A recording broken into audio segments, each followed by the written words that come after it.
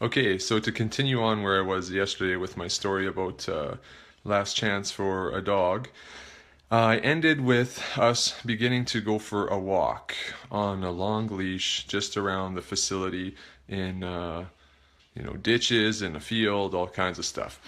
Anyway, so we continued to do that for about 20 minutes. Okay, I just let the dog totally control the walk where it wanted to go. I just tried to gently kind of walk around the side or slightly ahead. I just didn't want to get behind the dog to incite it to feel like I was chasing it. Anyways, so once we turned around and we began heading back to the shelter, I just stopped. I stopped and I kneeled down and I waited. Just waited. Didn't do anything. Didn't call the dog. Didn't talk to the dog. Didn't pat my leg. I just waited and I looked and I was just enjoyed basically the weather. Let my mind kind of drift. And then all of a sudden I felt a presence near me.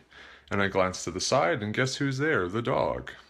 Came up to me, started to begin to sniff me, which it hadn't done yet. Even though I'd spent a fair bit of time with it, it didn't access the part of its brain yet where it was going to sniff because it was too stressed. It was just reacting, where now it was in a place of responding to me. So I just continued to let the dog investigate me basically.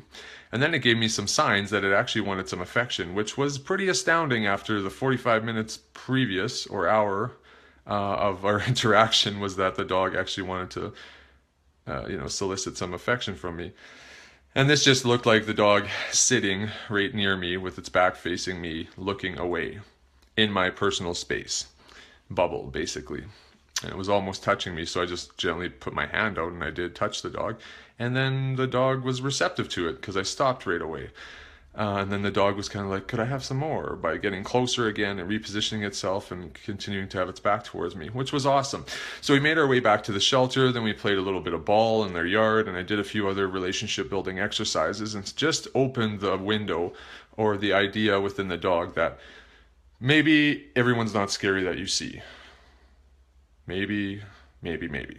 So then I had spoken with the staff and left them with a protocol to implement to work on with the dog, and things went well. The dog started making progress week after week, and it ended up getting a home, I would say 3 months ago now, and to a very sweet couple that understood her needs and where she needed to go, and were took the process slow, and they really got to know her before they took her away. I took her out of the shelter, and as far as I know, she's thriving. So that was a really big deal. The manager at the time had even brought her out to visit me like about 3 months ago before she was placed to get some extra tips of what to do. And when I saw her about a month after we had had our visit, I mean, she looked like a completely different dog. Her coat looked different. Like I didn't even recognize her.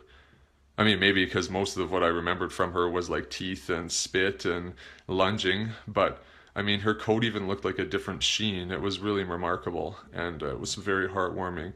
And I'm enjoying sharing this story, and I hope you guys are too. But that's why I do this. Really, those times, those moments, returning to those memories of when it's like, I don't know how this is going to pan out, but I'm going to try anyways. Even if I have doubt, even if I'm not sure in the moment, because that happens. I mean, sometimes I'm like, whoa, this is a lot. Haven't dealt with this kind of thing in a while, or sometimes ever. But that's not that frequent, and it really is